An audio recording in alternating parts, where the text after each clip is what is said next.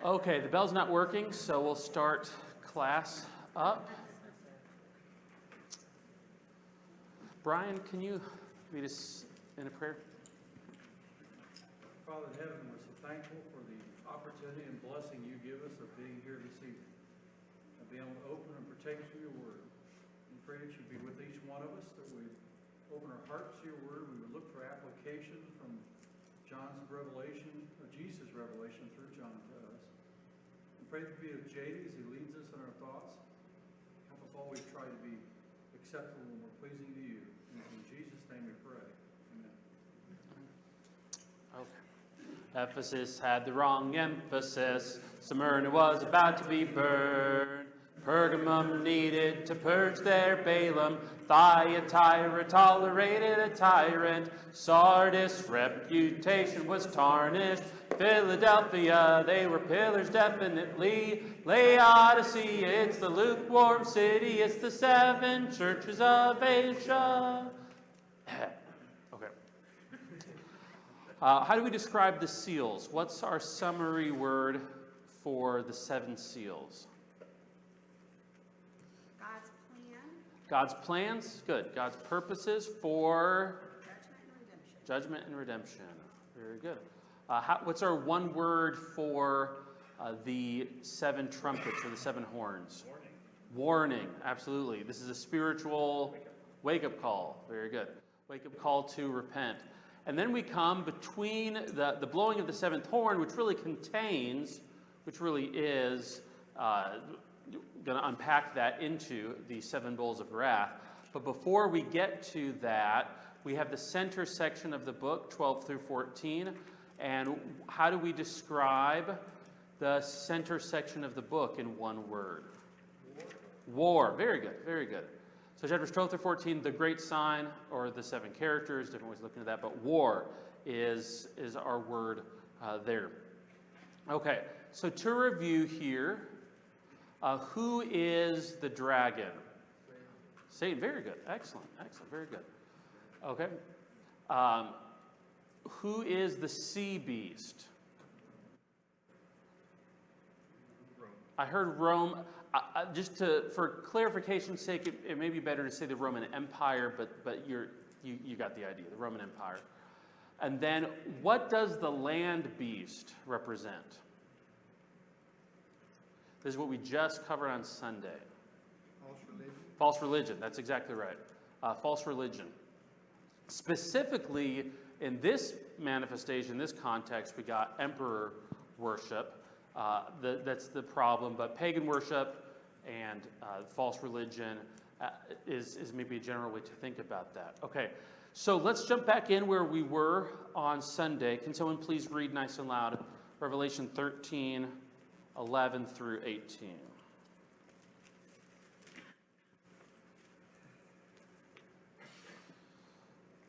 Then I saw another beast rising out of the earth. It had 2 horns like a lamb, and it spoke like a dragon. It exercises all authority of the first beast in its presence, and makes the earth and its inhabitants worship the first beast, whose mortal wound was healed. It performs great signs, even making fire come down from heaven and earth in front of people. And by the signs that it is allowed to work in the presence of the beast, it deceives those who dwell on the earth, telling them to make an image for the beast that was wounded by the sword and yet lived. And it was allowed to give breath to the image of the beast, so that the image of the beast might even speak, and might cause those who would not worship the image of the beast to be slain.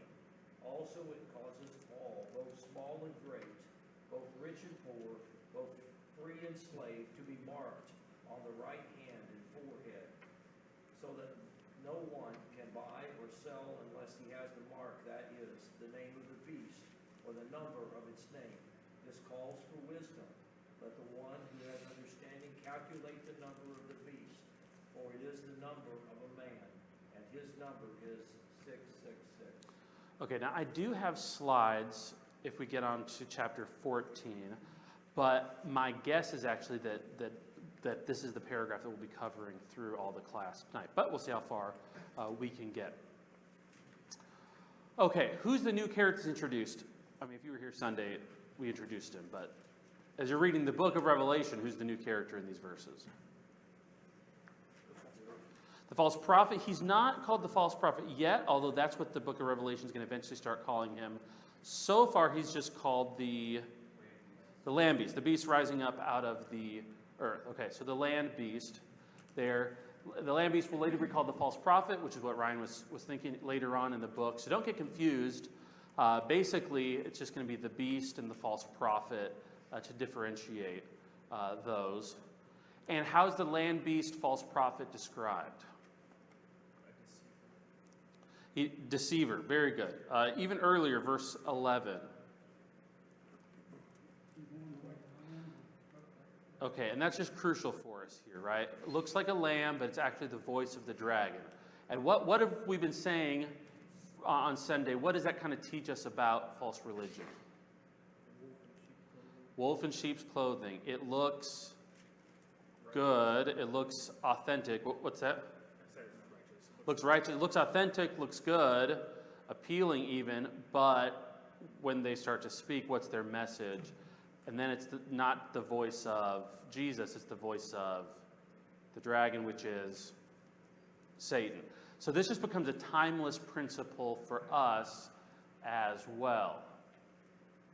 It's a great picture, lessons of false religion here. It looks so good, looks like a lamb, looks like what is true and right, like the lamb.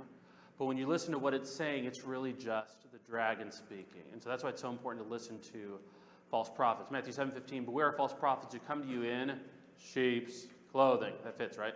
But inwardly they are ravenous wolves, that idea. So it's really the power of deception is a big part of this, is deceiving people. It speaks of all these signs, false signs that it's doing, even making fire come down. And what does it do to this little statue, the image of the beast? Verse 15. A voice and power and authority. Yeah, breath to it so that it speaks and makes people who won't worship it be slain. So it's kind of doing these supernatural type of things. Now, whether it's actually supernatural or not is kind of up for debate, but that's certainly the idea, the power of deception here. And if you don't worship what the false prophet tells you to do, what happens? End of verse 15. Killed. If you don't worship the image, you'll be slain. What about verse 17? What happens if you don't receive its mark? Can't buy or sell. You're kind of kicked out of the economy. You can't get the things you need. You're an outcast, not just socially, like people don't like you, but you really truly aren't able to kind of live in that society, buying and selling. So here we're seeing the tools of the dragon to tempt the saints. And there's some overlap here, but we got with the beast, we're going to call that coercion. And that is physical force. And that's connected here with, like verse 7, allowed to make war on the saints and to conquer them. And the trampling of the saints, that's the picture and the wording from Daniel 7. The trampling of the saints for times, and half a time. So coercion, and then it's another shun word. Can you think of what may be the shun word, like coercion, for the false prophet? Deception. Very good. It's like a Wheel of Fortune kind of question there. So deception, and this would be then a false religion. And we're going to see one more when we see the woman show up in chapter 17, and you can think of the shun word that goes along with that. But I think these are good summaries. You got coercion and deception that are the tools of the dragon to tempt the saints. And these are timeless images. There's a reason why these are in images. Christians through time should be able to relate to these as powerful things in our culture that are tempting to pull the saints away from God. So that's kind of what we are seeing here. And so we'll come back to this slide again when we come to the woman and we see kind of this third tool of the dragon with the woman who's Babylon there. What are the kinds of things the false prophet does? We've seen this. It exercises the authority of the beast. right? So the beast is the empire with the power, but it's given power too. It has the power of the sword, it causing those who don't worship the image of the beast to be slain. When you see the word image there, think statue or idol. That's that word from Daniel 2, that image with the head of gold and the arms of silver. That's this word for image. Think idol there. In Daniel 2, when you see the word image, think idol. And so it's this idea of worshiping this idol, this image. And the false prophet deceives the people, just like the dragon does, right? 12, what does it say about the dragon back in 12:9? He's the deceiver of the whole world. Very good. He's the deceiver of the whole world. So the dragon deceives people, and the false prophet deceives people, performs these great false signs to make people worship the beast and to worship the image of the beast. And it's the authority behind administering the mark of the beast. You notice that. This mark of the beast, which we'll be getting into here. Verse 16, it causes all, small, great, rich, poor, slave and free, to be marked on the right hand of the forehead. So the false prophet is behind administering the mark on people's hands or foreheads so that people can still participate in the economy. So you see the false prophet's given a lot of authority here. And absolutely everyone, great, small, slave, free, rich, poor, must have the mark to buy and sell. So that's kind of the picture there. Okay, trying to cover a lot of ground here, obviously, but definitely want to open this up for comments or questions. Yeah, Joyce. Yes. With the mark of the beast, is that really what happens in our world, or are you talking about in their world? We will absolutely get into that because, a lot of people, probably one of the most famous things from the book of Revelation is the mark of the beast. Like, people know the name 666. They may not even know it's in the Bible, but they're familiar with that. So we'll definitely talk about that in a minute here. So when we get to that, let me know if you still have questions or like you want to discuss that more or something. Good. Okay, so this really fits the picture of emperor worship in Asia at this time. So the priests in those temples had the authority to have people killed if they wouldn't worship Caesar.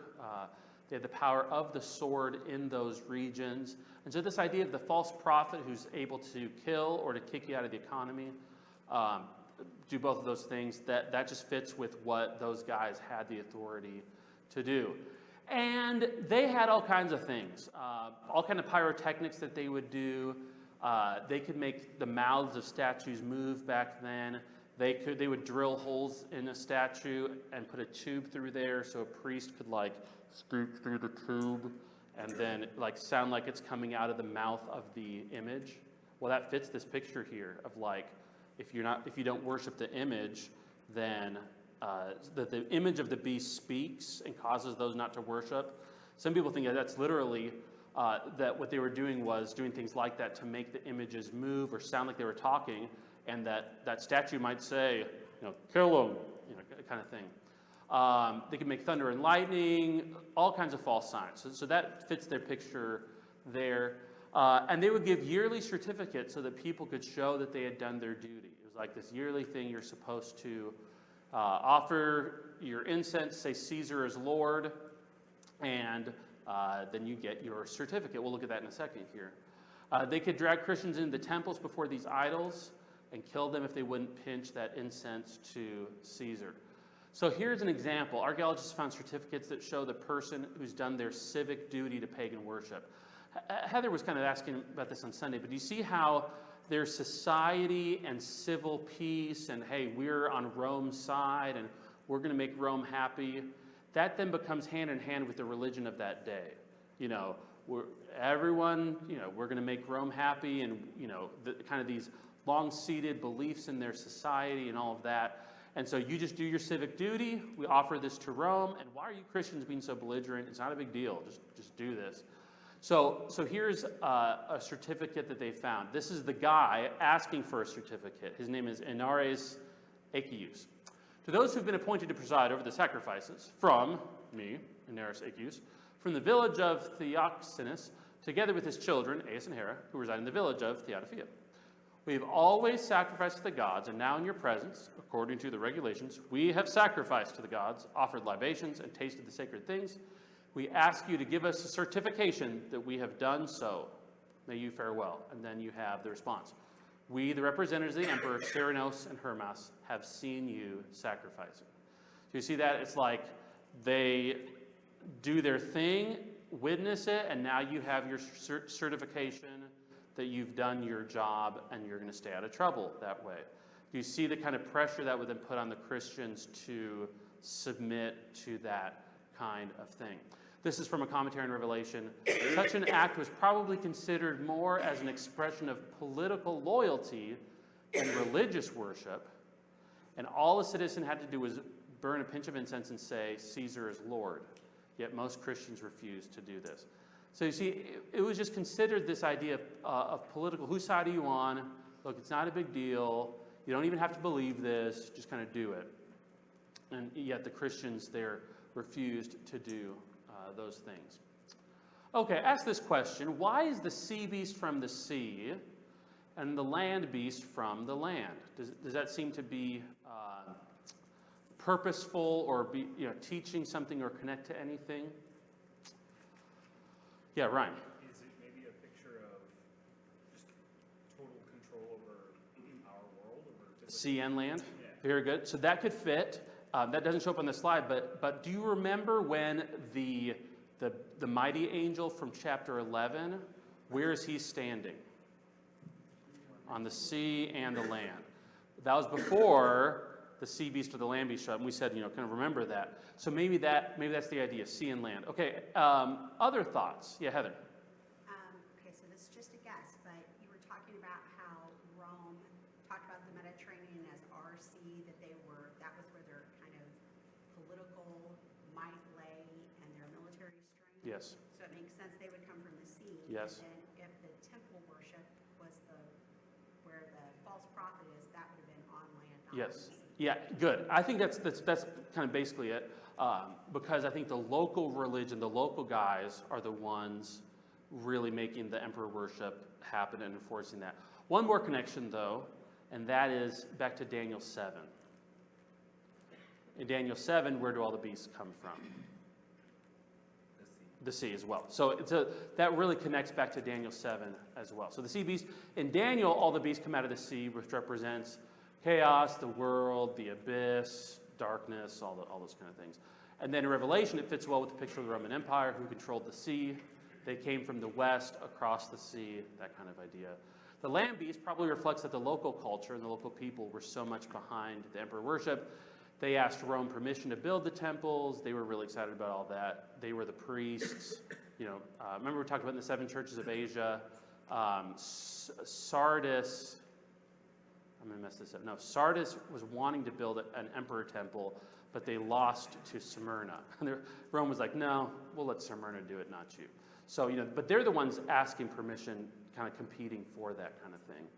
And the earth in Revelation, the world, is this place of worldly people. So maybe it's this idea of man-made religion, kind of this religion that comes out of the world, comes out of the earth. Good. Any other thoughts on that? Yeah, Brian. Just a little bit of the history of that. Rome's main power came from the sea, right? Conquer areas. But after that, they were stationed garrisons, legions, and so that became land and road Yes. implementation of their power. So, like, if they were having a problem with them not worshiping the emperor, that power came from the land. Right? So it's kind of related there, but two different forms of power there. Yeah. Okay, so now we come to the mark of the beast, which is kind of Joyce's question here. One of the most famous pictures from the book of Revelation is this idea of the mark of the beast. And people through the years have feared all kinds of things, right?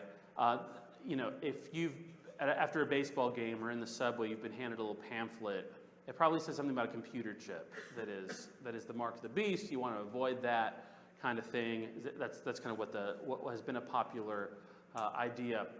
Recently, Monster energy drinks have received attention. We'll come back to that in a minute, depending on how much time we have. But there's definitely like this kind of among religious people, like, well, there's one thing I know is avoid that mark of the beast, at all costs. So let's keep this in context and just kind of see what we can learn here. What is the beast's mark here? Looking at these verses, what is this mark of the beast all about? Several things here.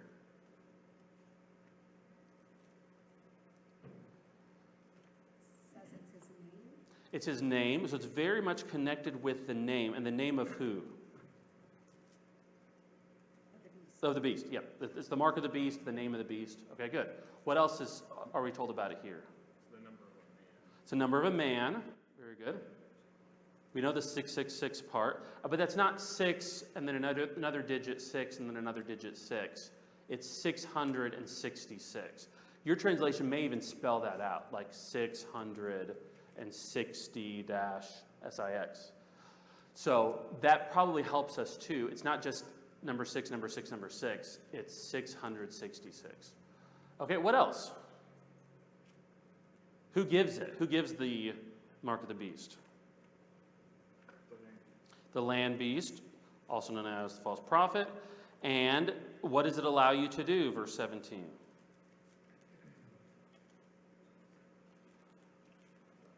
Buy and sell, right? We've kind of been talking about that. So keeping this in context is going to help us out. It is their stamps, like their stamp to participate in the economy there, like certificate, if you will. It's administered by the false prophet. It's the number 666, which John says is the name of the beast. And really, here's the spiritual importance. It's the sign of selling out to the beast. It's a mark that you belong to the beast. And ultimately, if you belong to the beast, who's the power behind the beast? The dragon. Remember that picture? Both the dragon and the beast are red. Both the dragon and the beast have 7 heads. Both the dragon and the beast have 10 horns. And so, they're the dragon's using the beast. So you don't want to belong to the beast because ultimately that means that you belong to the dragon. So we have here this description. Everyone, the false prophet causes all, small and great, rich and poor, free and slave, to be marked on the right hand of the forehead, so that no one can buy or sell unless he has the mark, that is the name of the beast or the number of its name. And remember that we've already had God's version of this, the protection and ownership he gives to the saints. So we said we were going to come to the mark of the beast, but where did we say that? Where in the book have we already seen God's version of this very thing? Chapter 7. And it wasn't called there like the mark of God or the mark of the Lamb. What was it called there back in chapter 7? Protection and the sealing of God's people. Yeah, they received that seal. So we see that back in chapter 7, verse 3, do not harm unless we've sealed the servants of our God on their foreheads. So same idea. And I heard the number of the sealed, 144,000 sealed from every tribe of the sons of Israel. And then we're going to see it again in the very next paragraph. You can just look forward to the next paragraph, Revelation 14:1. Then he looked, and behold, on Mount Zion stood the Lamb, and with him 144,000 who had his name and his father's name written on their foreheads. So I don't think we need to be looking primarily at this like a physical thing, like a physical mark of 666 on someone's forehead or arm, because the equivalent of God's, do Christians walk around with the name of Christ and the name of their Father physically written on their forehead? So if Christians on their mark don't have that physically written, we wouldn't necessarily be seeing the people in John's day to have that be a physical thing either. So, just keep thinking about that, kind of what this is really all about. Ultimately, what this is about is who do you belong to? Whose name is on you? Is it the name of the beast in number form, but it's the name of the beast? Do you have the name of the beast on your forehead, or do you have the name of God on your forehead? Back then, a slave could be marked or branded to indicate who his master was. You could mark or brand a slave to indicate what pagan god he belonged to. So that would be a picture of physical, branding, of putting a god's name on you or a master's name on you. Israel's high priest had the words holy to the Lord. The priest had holy to the Lord on his forehead. And so he was marked with God's name on his forehead as belonging to God. Isaiah spoke of God's people being marked as his by having his spirit. Great passage, Isaiah 44:3. I'll pour my spirit on your offspring, my blessing on your descendants. This one will say, I'm the Lord's. I belong to God. Another will call on the name of Jacob. Another will write on his hand. Here we have the hand, the Lord's. I belong to the Lord. And name himself by the name of Israel. And so this idea of being in Christ, of having Christ's spirit, is I belong, this is Romans 8, right? All who are led by the Spirit of God are sons of God. If you have a spirit, you're a child of God. If you have God's Spirit, you belong to the Lord, that idea. So ultimately, we are either marked as belonging to God, which is good, because that's going to give you protection through the judgment. We're either marked as belonging to God or marked as belonging to the devil. We're all slaves to someone, and you have a choice. You can either belong to God and have his name on you, or belong to the devil and have his name on you. Does that make sense? Of kind of what the spiritual situation of what we're looking at here? Okay, so there's a real spiritual consequence. Christians must not allow themselves to be forced or deceived into selling out and forsaking Christ. I'm using forced because that's kind of the picture of the military or physical force, coercion, or being deceived, deception.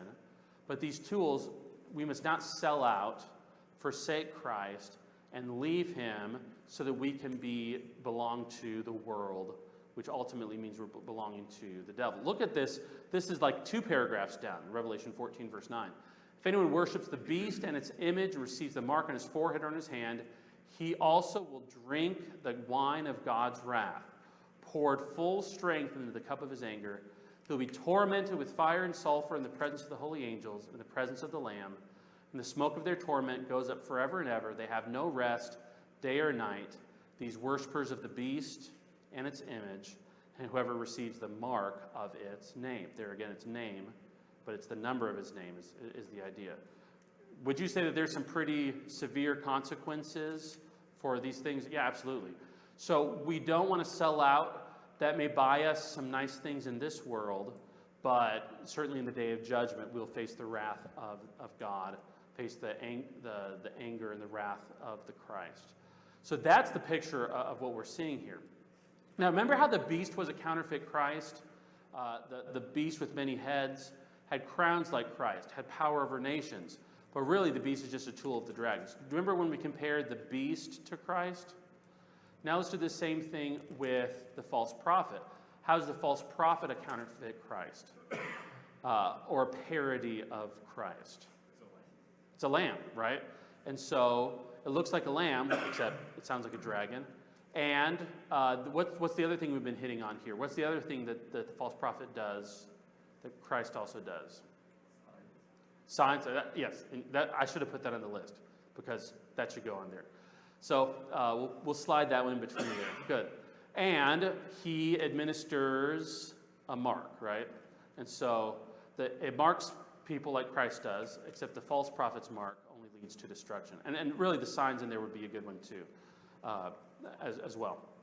So the beast is trying to be like Christ. The false prophet is trying to be like Christ. But don't serve them, don't worship them. You want the real thing, not the counterfeit version. You want the real lamb and the real kingdom.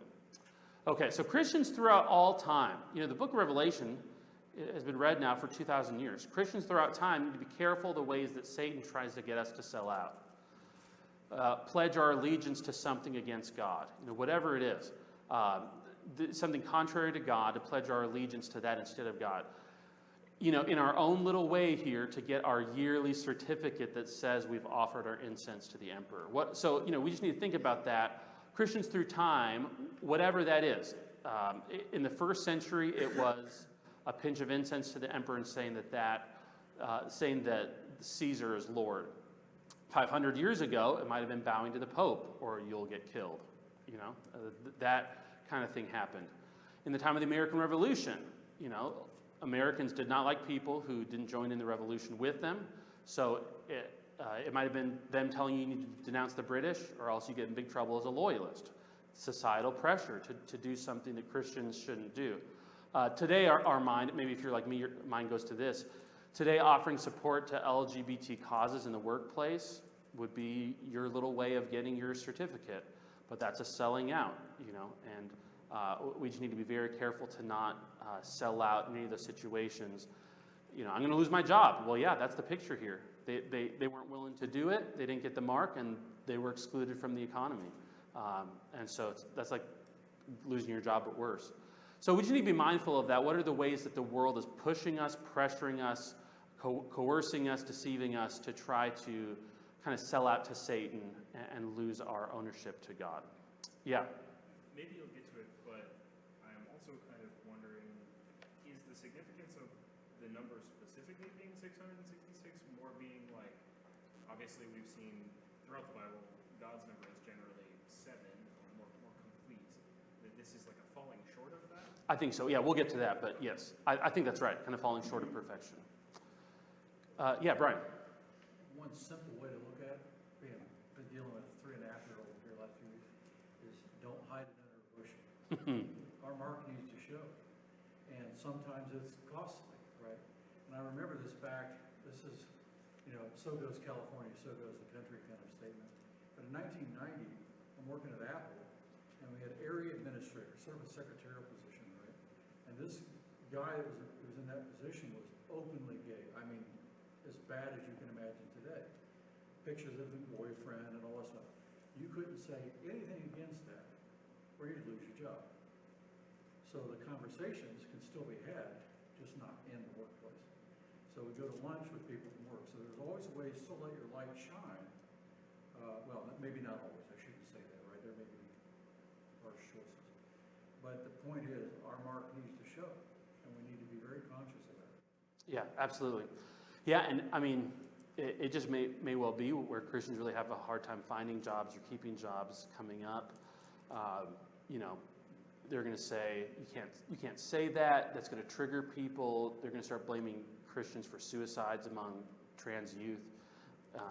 That kind of thing was common in the ancient world too. They blame Christians for the gods don't like us anymore because you Christians are doing your thing, and so you're the reason we have a famine, or you're the reason why, blaming Christians for that kind of thing. So, they'll absolutely will blame us for that.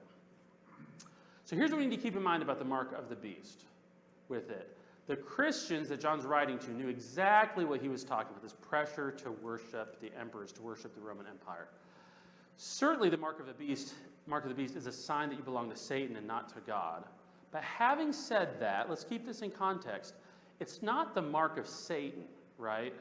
It's the mark of the beast, the Roman Empire. So I feel like there'd be a movie where, some adolescent girl, is possessed with demons or something, and like the number 666 shows up because that connects to the devil.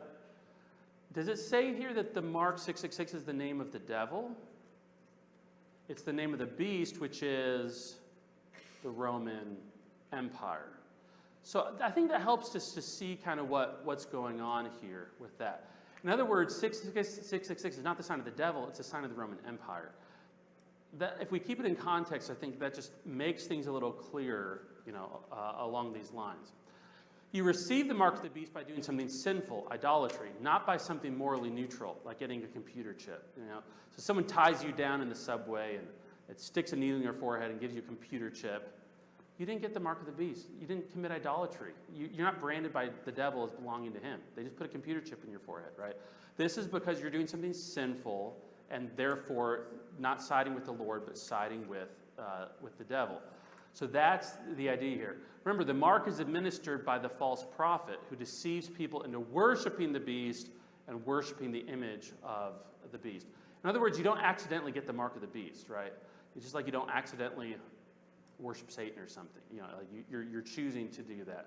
So it really, from my perspective on this, it's not a big deal if your credit card has the number 666 on it. You're like, oh, that's the name of the Roman Empire on my credit card. Interesting, So I think that's kind of the idea of what we see with that number.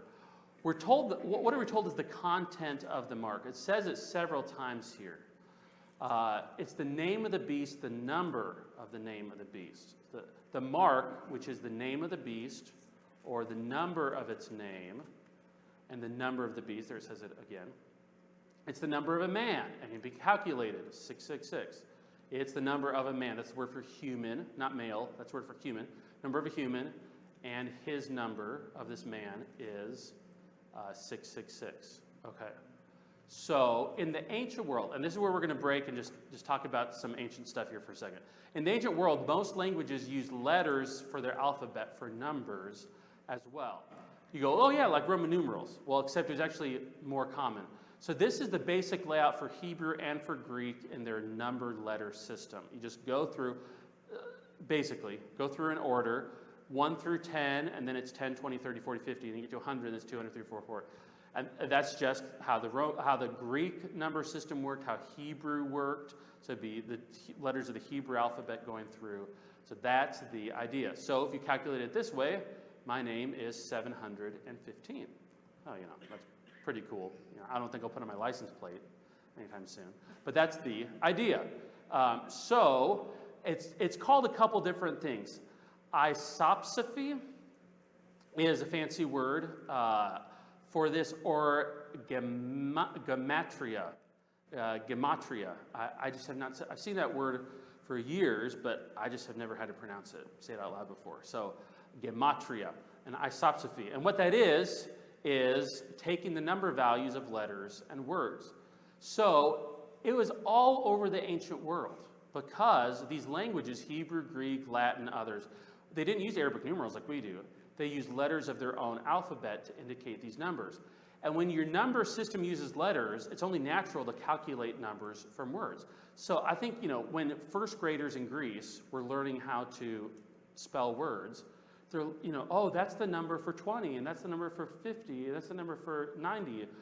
And I guarantee you when they're learning that, they go, oh, this word, the number total is this. Because it's all over the ancient world, this kind of thing. You would just naturally do it because of the way that number system worked. And when I say all over the ancient world, I mean all over the ancient world. So here's just a limited sampling.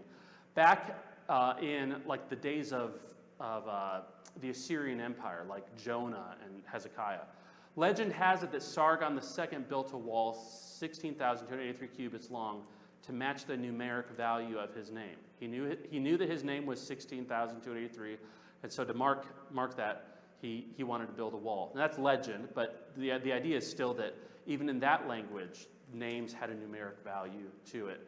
There's a Greek graffiti in Pompeii. I love her whose number is 545. And you can see why a guy would do that, right?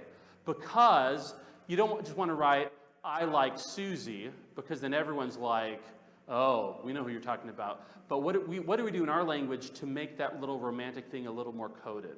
What do we do to carve into a tree? Initials, right?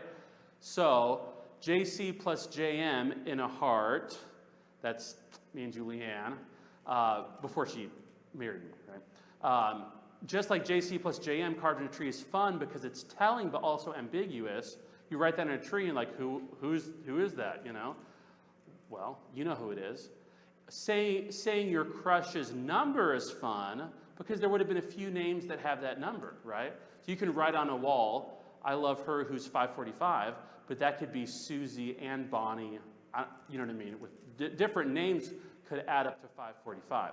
So it kind of is the same thing that we do today, telling but ambiguous, that kind of idea.